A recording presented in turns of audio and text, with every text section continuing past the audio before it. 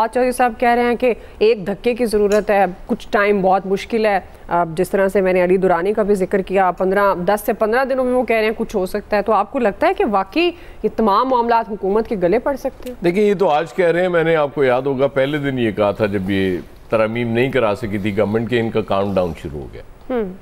ये खैर अब लोग कहते रहेंगे और जब तक हुकूमत मौजूद रहेगी, हो सकता है 5 साल पूरी कर दे, लोग यही कहते रहेंगे जी ख़त्म हो जाएगी, वो तो अलग बात है। अब काजी साहब जो है वो पहले तो फॉर्म 47 वालों के साथ खड़े नज़र आते थे। आज उन्होंने बाकायदा अनाउंस कर दिया कि मैं फॉर्म 47 वालों के साथ खड़ा हूँ, क्योंकि उन्होंने अहमियत ही ख़त्म कर दी फॉर्म 45 की। वो चूँकि बहुत सीजनड वो जज हैं और उनको चीज़ों की बड़ी समझ आती है।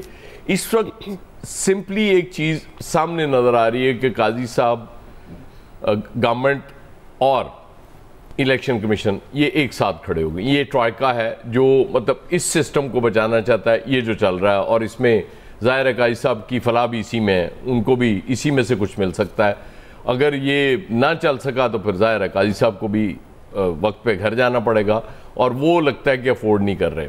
अब जब जज पीटीए के हक में कोई फैसला देते हैं तो उनको कहा जाता है कि ये इमरानडू जज हैं। अब मैं जो दूसरी तरफ के जज है, मैं तो तौहीन नहीं कर सकता, उनको क्या कहूँ। जाहिर है वो उनको वो ठीक लगते हैं जज, इनको ये बड़े अच्छे लगते हैं चीफ जस्टिस जो है इनको। और वो जो प्रोसीजर एक्ट की बात हो रही है वो तो बड़ी ज्यादती करेगी हुकूमत अगर वो, क्योंकि काजी साहब का वही तो प्राइड था कि देखें मैंने ये किया कि इतना बड़ा मैंने कारनामा कर दिया है, वही गले पड़ गया। अब उससे जान छुड़ाने की हो रही है। इसमें कोई डाउट नहीं है कि ये लड़ाई फाइनल राउंड में दाखिल हो गई है। वकला की एक मजबूरी ये भी है कि अगले महीने बाज़ के इलेक्शंस भी हैं, तो ज़ाहिर है उसमें के लिए भी उन्होंने कैंपेन भी करनी है, तो एक मौका भी बन गया है। और मतलब इधर गवर्नमेंट के वकील आज जैसे बिलावल साहब अपने वकीलों के साथ खिताब कर रहे थे, वो उनको तैयार कर रहे थे। कल आज़म नज़ीर तारड़ साहब ने अपने वकला को तैयार कर लिया है। उधर दूसरी तरफ कुछ वकला वो भी सब बंदी कर रहे हैं और वो कह रहे हैं जी किसी सूरत हम सुप्रीम कोर्ट के खिलाफ कोई फैसला कबूल नहीं करेंगे जो उनके खिलाफ, उनके मुताबिक वो ठीक नहीं है। तो वो तहरीक शुरू करने जा रहे हैं। अब ये बड़ा कुछ डिपेंड करेगा इन वकीलों पे। अगर तो गवर्नमेंट और बाकी लोग इन्हें मैनेज करने में कामयाब हो गए तो फिर तो जाहिर है वो चीज़ें आराम से सेटल हो जाएंगी। जी। अगर वो ना कर सके तो फिर जाहिर है एक युद्ध होगा, एक लड़ाई होगी और इदारों के दरमियान। जाहिर है हमें तो ये सूट करता है ना मीडिया को भी कि चलें रौनक लगी रहे, आपके लिए नए टॉपिक आते रहे, प्रोग्राम के लिए, खबरों के लिए मवाद बनता रहे। लेकिन जाहिर है ये चीज़ें मुल्क के लिए अच्छी नहीं होती। हमने पहले ही बहुत कुछ कर दिया है इस मुल्क के साथ, लेकिन हम बाज आने या टलने के लिए तैयार नहीं है, क्योंकि यहाँ मसला सिर्फ होता ही शख्सियत का है। बिल्कुल रोला ये है कि बाजी शख्सियत को बचाना है, जो मर्जी हो जाए, बाकी सिस्टम जाता है जाए, उससे किसी को कोई फर्क नहीं पड़ता। इसलिए हम बात कर रहे हैं और वो सुनेंगे नहीं, अगर सुन लेंगे तो उस पर अमल नहीं करेंगे। इसलिए जो हो रहा है उसको होने दें, दुआ एंजॉय करें। आप फैसल साहब सर एंजॉय तो नहीं कर सकते, और मेरे ख्याल में मीडिया भी आपको भी ऑफर आ जाएगी। हाँ, मीडिया भी जाहिर है इस तरह की सिचुएशन पे तो एंजॉय नहीं कर सकता जो मुल्क को, कौम के लिए और एक आम आदमी के लिए नुकसानदेह हो। जी फैसल साहब, पॉपकॉर्न से छल्ली के फूलों पे चला गया है। फैसला अदलिया से तो बड़े मसाइल पहले से ही चलते आ रहे हैं, आपको लगता है हुकूमत के लिए मसाइल पैदा हो सकते हैं?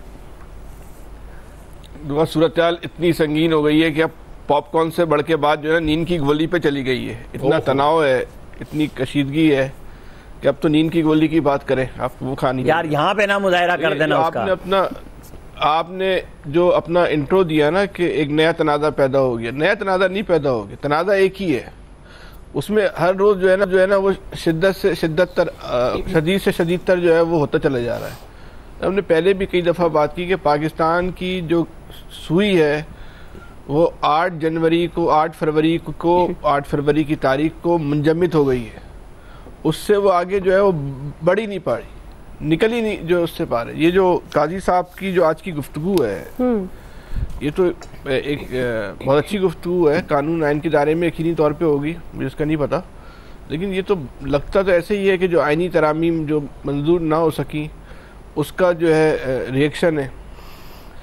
आमिर साहब ने जो आज गुफ्तगू की है बहुत मेरे लिए बहुत खिलाफ तवक्का है। आमिर साहब जैसे एक सीजन जर्नलिस्ट ने आज बहुत अजीब बातें की। भाई हमारा एहतराम का ताल्लुक है, लेकिन मैं इनसे दरख्वास्त करूँगा मौदवाना कि आज की कम से कम गुफ्तगू को रिव्यू करें और उसको सुने कि उन्होंने क्या बोला है। वो कह रहे हैं कि अब ज़रूरत नहीं है मौलाना की असम्बली में, अब तय हो गया है, सेनेट के लिए भी जो है ना हो जाएगा, वहाँ भी चीज़ें तय हो जाएंगी। ये तय नहीं हो रहा। यहाँ शख्सियात को बचाने के लिए जो है वो इदारों को जो है ना वो तबाह किया जा रहा है। जब हम कहते हैं कि इदारे शख्सियत कोई तबाह होती है, फ़ायदा होता है, उससे कोई नुकसान नहीं होता। जब इदारे तबाह होते हैं तो उसके डायरेक्टली असरात जो हैं वो रियासत के ऊपर पड़ते हैं। ये पड़ रहे रियासत के ऊपर असरात।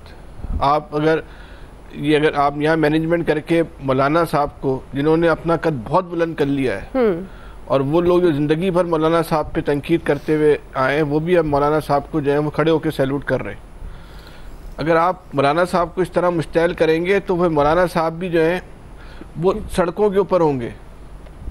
और मौलाना साहब का जो कारकुन वोट में होंगे, वो आम कारकुन नहीं है। नहीं, आपने जो कहा ना कि ज़रूरत नहीं रहेगी वहाँ कौमी असम्बली में, मैं आपको यही कह रहा हूँ ना, उनको बताया गया है और आपको बता, हाँ इसके बावजूद वो वोट में होंगे। फॉर्म 45, 47 को सबसे पहले होके उन्होंने किया है, पार्लियामेंट में तकरीर में किया, मत भूलें। उन्होंने कहा भूल जाएं इस बात को, अब यही पार्लियामेंट चलेगी। 47 किया या 45 किया, कहा है ना जी, तो मत भूला करें बातों को। बिल्कुल नहीं, वो तो आप कह रहे हैं ना उनके 8 वोटों की भी जरूरत नहीं रहेगी। वो फॉर्म 47 तो जब ये ना, तो इसका मतलब आ गई। हाँ, अरे भाई वो साथ होंगे, आप देखना तो सही। देखिए, साथ आईनी तरामीम की जो हमने कल भी बात की थी ना कि आईनी तरामीम इशू नहीं है। आईनी तरामीम के साथ जो बहुत सारी ऐसी तरामीम की जा रही हैं इस वक्त पाकिस्तान में, जो KPK में सूरत हाल है, मौलाना साहब को इस बात का पूरा इदराक है कि उसका जो इम्पैक्ट KPK के अंदर आएगा, उसकी कीमत जो है वो मौलाना साहब ने अदा करनी है। वो मौलाना साहब वो जो सियासी कीमत अदा नहीं कर सकेंगे। मौलाना साहब वो अपने आप को उस रिएक्शन से बचा रहे हैं, इस तरमीम को रोक के, इसकी मुखालफत करके। इसकी आप जुजियात में तो जाके देखें ना कि उसका इस आईनी तरामीम का जो सबसे बड़ा रिएक्शन आ सकता है, या रिएक्शन तो मैं प्रॉपर वर्ड नहीं है, जो जिसके असरात आ सकते हैं उस आईनी तरामीम के, वो कहाँ पर आएंगे? पंजाब, बलूचिस्तान, सिंध से ज़्यादा KPK में इस वक्त जो वहाँ की सूरत हाल है वहाँ पर आएंगे। उसका जो रिएक्शन आएगा तरामीम करने वालों के हक में, उसकी सबसे बड़ी कीमत कौन अदा करेगा? वो मौलाना साहब को जो अदा करनी पड़ेगी। मौलाना साहब ने एक सियासी तौर पे एक बड़ी बालिग नजरी का जो है वो सबूत दिया है। वो 8 फरवरी को दे के आए हैं। अभी आप अगर 8 फरवरी को देकर आए ना, बिल्कुल सही बात, इसी बात की कीमत दी थी ना। इसी चीजों की तो कीमत दी थी कि वो खड़े हो गए थे सिस्टम के साथ। तो अब तो उनको बात का अंदाजा कि मजीद वो उनमें भी सकत नहीं है ना, उनको भी सियासत करनी है या नहीं करनी। ठीक, तो इसीलिए सिस्टम से और इस निज़ाम में सियासत ही तो मौलाना करेंगे। आपको यही तो कह रहा हूँ, दुख में ना जाएं।